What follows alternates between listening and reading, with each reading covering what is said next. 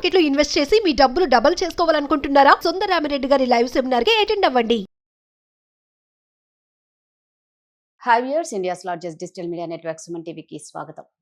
ప్రస్తుతం మనతో ఉన్నారండి ఒక lecturer, Sanskrit lecturer, Anantapuram lecturer. అంటే బాగా అందరికీ ఇన్స్టా ఫాలో అయ్యేవారు మాత్రం ఖచ్చితంగా అనంతపురం లెక్చరర్ గురించి అందరికీ తెలుసు. నమస్తే అండి.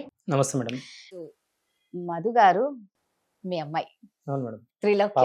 త్రిలోక్య మేడం. సో త్రిలోక్య కూడా చాలా చక్కగా చెప్తుందండి. మనం ఇప్పుడు ఒకటి టాపిక్ మధు గారితో మాట్లాడిన తర్వాత నెక్స్ట్ త్రిలోక్యతో మంచిగా ఒక 2 టాపిక్స్ చెప్పిద్దాం. సో మధు గారు, ఫ్రీడమ్ లేక మాకు ఫ్రీడమ్ ఇవ్వట్లేదని చాలా మంది పిల్లలు బాధపడుతూ ఉంటారు. అవును madam. First of all freedom అంటే ఏంటో కూడా వాళ్ళకు తెలీదు. అంటే ప్రతిదీ ఫ్రీడమే. ఓ నలుగురితో కలిసి ఇద్దరు అమ్మాయిలు 2 అబ్బాయిలు మొబైల్ ఇవ్వకపోతే మాకు ఫ్రీడమ్ ఇవ్వలేదు, మేము బయటికి అబ్బాయిలతో తిరగాలంటే మాకు ఫ్రీడమ్ ఇవ్వలేదు. అది వాళ్ళ రక్షణ కోసం అనేది వాళ్ళకి అర్థం కాదు. అసలు ఫ్రీడమ్ అంటే ఏంటి?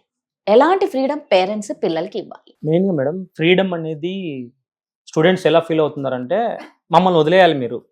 ఇప్పుడు ఒక ఎద్దు కానీ ఒక జంతువుని కానీ మేము మేపాలంటే అలా పగ్గం పట్టుకొని అంటే దూరం వరకు మేసి మళ్ళీ వస్తుంది మేడం మన చేతిలో ఉన్నప్పుడు.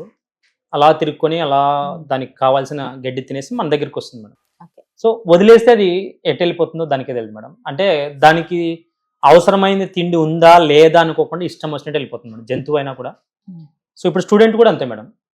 పేరెంట్ దగ్గరగా ఉండి చెప్పకపోతే వాడు ఏమనుకుంటాడంటే మితిమీరిన ఫ్రీడమ్ మేడం. ఫ్రీడమ్ అంటే ఏంటంటే ఇంకా పేరెంట్స్ నేను పట్టించుకోకూడదు, ఇంకా నేనే మొత్తం చూసుకోవాలి, దీన్ని ఫ్రీడమ్ అని ఫీల్ అవుతున్నారు మేడం. ఇప్పుడున్నటువంటి జనరేషన్ వాళ్ళు ఏమవుతున్నారంటే ఈ ఫ్రీడమ్ని విచ్చలవిడిగా వాడుకుంటున్నారు మేడం. పేరెంట్స్ ఏమనుకుంటున్నారంటే మేము ఫ్రీడమ్ ఇచ్చేస్తున్నాం మా పిల్లలకి అనుకుంటున్నారే తప్ప ఫ్రీడమ్ కాదు మేడం. అది చాలా దూరం తీసుకెళ్తుంది మేడం. అది పేరెంట్కి లాస్ట్కి తిరిగి వస్తుంది మేడం.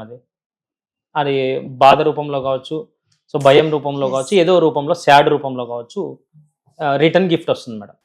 వదిలేస్తున్నారు కాబట్టి రిటర్న్ గిఫ్ట్. అవును మేడం. అది వచ్చి ఆ రిటర్న్ గిఫ్ట్ కూడా ఆ రిటర్న్ గిఫ్ట్ ఎలా ఉంటుందో పేరెంట్ ఊహించలేడు మేడం. భయంకరంగా. అంటే పోలీస్ స్టేషన్ లో పడి రావచ్చు, డ్రగ్స్ కి అడిక్ట్ అయి రావచ్చు, సెల్ కి అడిక్ట్ అయి రావచ్చు, వేరే వేరే యాప్స్ ఇట్లా మనకి అవ్యంట ఇవంట ఇస్తూ ఉంటారు, లోన్స్ ఇచ్చే యాప్స్ అంట, ఏవేవో మేడం. అసలు హైదరాబాద్లో కానీ బెంగళూరులో కానీ చూశాను మేడం. ఆ పేరెంట్స్ లేని టైంలో వీళ్ళు గేమ్స్ ఆడి లక్షలు పోగొట్టుకొని కనీసం ఒక 30-40 lakhs ఒక అబ్బాయి, చిన్న 16 నుంచి 18 years అబ్బాయి, చూడండి మేడం ఫ్రీడమ్ అనే విషయం ఎంత దూరం వెళ్ళిందో. 40 lakhs పోగొట్టాడంటే ఇంకేముంది మేడం. ఒక అబ్బాయి చదువుకునే అబ్బాయి ఇంటర్మీడియట్ ఏజ్లో 40 lakhs యాప్స్ ద్వారా వాడు గేమ్స్ ఆడి అవి డౌన్లోడ్ చేసి ఇవి డౌన్లోడ్ చేసి ఒక 2 or 3 daysలోనే 40 lakhs కంప్లీట్ చేశాడు మేడం. సో అది వాడు ఫ్రీడంగా ఫీల్ అవుతున్నాడు. మా నాన్న నా చేతికి మొబైల్ ఇచ్చాడు, మా నాన్న నాకు అకౌంట్లోకి డబ్బులు వేసాడు, నేను ఏమైనా చేయొచ్చు, ఎందుకంటే నా వెనకాల మా నాన్న ఉన్నాడు అని వాడు ఫీల్ అవుతున్నాడు. వాళ్ళ నాన్న వెనుకల ఎన్ని ప్రాబ్లమ్స్ ఉన్నాయి అనేది వాడు పట్టించుకోవడం లేదు మేడం. ఆ ఫ్రీడమ్ని వాళ్ళ నాన్న పూర్తిగా చెప్పాల్సిన అవసరం ఉంటుంది.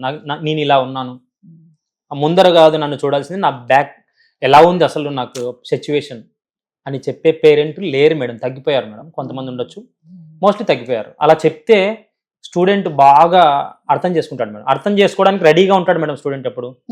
కానీ చెప్పేవాళ్ళు కూడా ఉండాలి మేడం. సరైన పద్ధతిలో చెప్పేవాళ్ళు కూడా ఇంకా చాలా అవసరం మేడం. ఏదో చదువుకోరా అని చెప్పడం వేరు, ఇలా చదువురా అని చెప్పడం వేరు. నిజంగా పిల్లలు కొంతమంది అంటూ ఉంటారు, మేము మా క్లాస్మేట్స్ తో కూడా మాట్లాడకూడదు. అవును, అది చాలా తక్కువ. మరి ఇప్పుడు అసలు ఉన్నారో లేదో కూడా తెలియదు.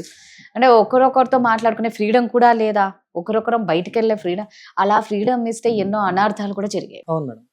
చాలా మంది అంటే ఇప్పుడు ఒక అమ్మాయి కొంచెం బయట తిరిగే అమ్మాయి ఉండొచ్చు, ఒక అబ్బాయి బయట తిరిగే అబ్బాయి ఉండొచ్చు, వాళ్ళతో వెళ్ళొద్దు నువ్వు అని చెప్తుంటారు. స్పెసిఫిక్ గా వీళ్ళు ఏమనుకుంటారంటే వాళ్ళతో ఎందుకు వెళ్ళకూడదు ఫస్ట్ క్వశ్చన్ మేడం. అంటే వాళ్ళతో వెళ్తే ఏమవుతుంది, వాళ్ళు ఇలా రా అని చెప్పలేరు, వాళ్ళు ఇలా ఉన్నారు అని చెప్పలేరు. సో వానికి వీళ్ళు పేరెంట్స్ శత్రువులు అవుతారు మేడం ఫస్ట్. అందుకే వాడిని దగ్గర తీసుకొని ప్రేమగా వాళ్ళు ఇలా ఉన్నారు, ఇలా సిచ్యువేషన్ ఇలా ఉంది, మనం వెళ్ళకుంటే బాగుంటుంది అని చెప్పాలి మేడం. రిస్ట్రిక్షన్స్ పెట్టకూడదు. ఆ రిస్ట్రిక్షన్ ఎలా ఉండాలంటే ఫ్రీగా దగ్గరికి తీసుకొని చెప్పే పద్ధతిలో ఉండాలి మేడం. హెవీ రిస్ట్రిక్షన్స్ పెట్టినా ఇల్లు దాటి వెళ్ళిపోతారు మేడం, దానిలో ఏం డౌట్ లేదు. ఎందుకు రిస్ట్రిక్షన్ పెడుతున్నాము అనేది ఖచ్చితంగా స్టూడెంట్కి అర్థం కావాలి మేడం. అది లెక్చరర్ ద్వారానా, లేకపోతే మోటివేషనల్ వాళ్ళ ద్వారానా, లేకపోతే పేరెంట్ ద్వారానా, ఎటు తిరిగి పేరెంట్ వరకే వస్తుంది మేడం విషయం అయితే. ఎందుకంటే మనం ఎంత మోటివేట్ చేసినా 1 గంట చేస్తాం, 2 గంటలు చేస్తాం, వెళ్ళిపోతాం. అక్కడ వరకు బాగా వింటాడు, విన్నవాడు ఒక 50% ఎక్కించుకుంటాడు, ఇలా ఉండాలని స్టిక్ అని ఉంటాడు మేడం. కానీ ఇంటికి వెళ్తేనే అమ్మ నాన్న కనపడతారు. సో వాళ్ళ దగ్గర ఈ మోటివేషన్ కూడా ఎగిరిపోయే ఛాన్స్ ఉంటుంది మేడం. కొంతమంది భయంగా ఫీల్ అవుతారు, నాన్న వస్తున్నాడని ఇంట్లోకి బయటికి వెళ్ళిపోవాలి, అసలు ఇంకా యమధర్మరాజు చూసినట్టు చూస్తారు మేడం. అది అతివృష్టి. అవును మేడం, మా నాన్న వస్తే నేను కనపడకూడదు, బయటికి వెళ్ళిపోవాలి. ఆయన ఎందుకంటే క్వశ్చన్ బ్యాంక్ ఉన్నట్టు మేడం, నాన్న అనేది క్వశ్చన్ బ్యాంక్ మేడం. వచ్చాడా, ఏం చేశాడు ఈ రోజు, ఈ క్వశ్చన్స్ వస్తాయని చెప్పేసి వాడు కనపడ్డు మేడం. అమ్మకి చెప్పేసి డబ్బులు తీసుకోవడం, ఇది కావాలంటే అమ్మకి చెప్పడం, ఫాదర్ ని పట్టించుకోకుండా తిరుగుతుంటాడు మేడం. ఆ ఫాదర్ బిజీ లైఫ్ లో పాపం చెప్పలేక ఆయన లోపల మనసులోనే దాచుకొని ఉంటాడు మేడం. ఇలా చెప్పాలి నా స్టూడెంట్ నా కొడుక్కి అని అనుకుంటుంటాడు, కానీ అవన్నీ కరెక్ట్ గా ఆ పిల్లాడికి చెప్పలేడు మేడం. మీ దగ్గరికి ఇప్పుడు ఎంతో మంది స్టూడెంట్స్ ఉంటారు కాబట్టి తక్కువ మార్క్స్ వచ్చిన పేరెంట్స్ నుంచి సిగ్నేచర్ కానీ ఇంకేదన్నా కావాలి అంటే ఏమైనా వస్తూ ఉంటాయా? అవి ఇక అంతేనా? వస్తుంటాయి మేడం. వస్తుంటాయా సైన్స్ అన్ని పేరెంట్స్ నుంచి? అవును మేడం, వస్తాయి మేడం. ఆ తక్కువ మార్కులు వచ్చిన పేరెంట్స్ బాధపడడం కూడా నేను కళ్ళారా చూశాను మేడం. మా వాడు ఎందుకు చదవలేకపోతున్నాడు అంటే వాళ్ళు కాంపిటీషన్ లో పడి ఉన్నారు మేడం. ఒక అబ్బాయికి 99 మార్క్స్ వచ్చింటాయి మేడం, 70 మార్క్స్ అనేవి తక్కువ కనపడతాయి. 99 అంటే పీక్ స్టేజ్ లో ఊహించుకున్నారు పేరెంట్స్. ఆ అబ్బాయికి 77 రాకూడదు, 99 రావాలి, ఇట్లున్నారు మేడం పేరెంట్స్. 79 కూడా గుడ్ మార్క్స్ అని వాళ్ళకి తెలియదు మేడం, ఫస్ట్ అది గుర్తుపెట్టుకోవాలి మేడం. 79 అనేది కూడా గుడ్ మార్క్స్, 99 గుడ్ మార్క్స్. వాని కెపాసిటీని బట్టి మార్క్స్ వస్తాయి. మనకి పిండి కొద్ది రొట్టె అని చెప్తారు, మన దగ్గర ఎంత ఉందో అంత తయారవుతుంది. వాడు ఎలా, మనకి డిఎన్ఏ అనేది లోపల ఒకటి ఉంటుంది మేడం. మన తాత ముత్తాతలు ఎలా బిహేవ్ చేస్తారో మన వాళ్ళు కూడా అలా బిహేవ్ చేసే అవకాశం ఉంటుంది. సో కాబట్టి మన నాన్న బిహేవియర్ మనకు కూడా వస్తుంది కొంచెం. పేరెంట్స్ అది అంచనా వేయాలి మేడం మెయిన్ గా. మీ దగ్గరికి చాలా మంది కౌన్సిలింగ్ వస్తూ ఉంటారు పేరెంట్స్ అన్నారు కదా, ఎలాంటి కౌన్సిలింగ్ మీరు ఇస్తారు? మీ దగ్గరికి వాళ్ళు ఎలాంటి కండిషన్ లో వస్తారు? అంటే వాళ్ళు ఎలా అంటే దాదాపు చేయి దాటిపోయిన తర్వాత వచ్చే వాళ్ళు ఉంటారు మేడం. పూర్తిగా ఇలా చెడిపోయారు మా వాళ్ళు, ఏమైనా బాగు చేయొచ్చా మనం ఇప్పుడు గైడెన్స్ వల్ల, లేదంటే ఒక ఫోన్ కాల్ మీరు మాట్లాడితే వాళ్ళు ఏమైనా మార్పు వచ్చే ఛాన్స్ ఉంటుందా, ఇట్లా వస్తారు మేడం. ఇలా ఎప్పుడు డ్రగ్స్ తీసుకుంటున్నాడు ఒక అబ్బాయి, మా మాట వినడం లేదు, గట్టిగా అరుస్తున్నాడు, కోపంగా ఉంటున్నాడు, ఒంటరిగా ఉంటున్నాడు. ఫ్రెండ్స్ అంతా కూడా కొంచెం వెరైటీ ఫ్రెండ్స్ మేడం. అంటే ఎలా ఏ గూటి పక్షి ఆ గూటికే జరుగుతుందని సామెత ఉంది మేడం. కాబట్టి చెడ్డవాళ్ళు ఉండే ఫ్రెండ్స్, చెడ్డవాడు కావాలనుకుంటే వాళ్ళ దగ్గరే ఉంటాడు, మంచివాడు కావాలనుకుంటే పక్కకి వెళ్ళిపోతాడు మేడం. ఇలా ఉంటారు.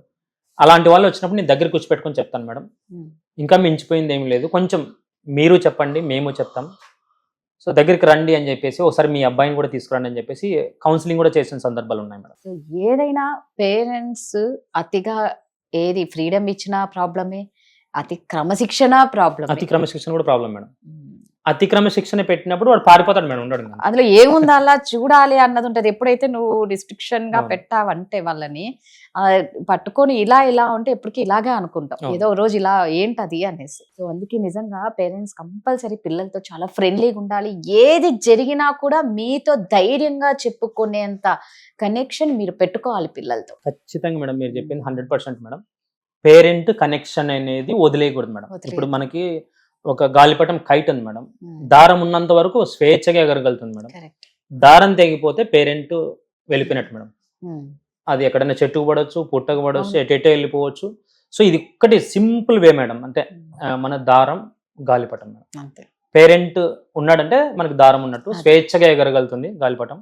మనకు కావాల్సినప్పుడు లాక్కుంటాం ఇంటికి. అంటే అక్కడ చెట్టు వస్తుంది అనుకోండి, అక్కడ ప్రాబ్లం అవుతుంది అన్నప్పుడు లాగుతాం, ఆ ప్రాబ్లం అయిపోతేనే వదిలేస్తాం, మళ్ళీ ఫ్రీడమ్ బాగా ఎగురుతాడు. సో ఇది స్టూడెంట్ అబ్జర్వ్ చేయాలి, పేరెంట్ కూడా at the same time compulsory observe చేయాలి మేడం. నిజంగా గాలిపటం దేన్ని కరెక్ట్ గా చెప్పారు. Thank you. నమస్తే మేడం.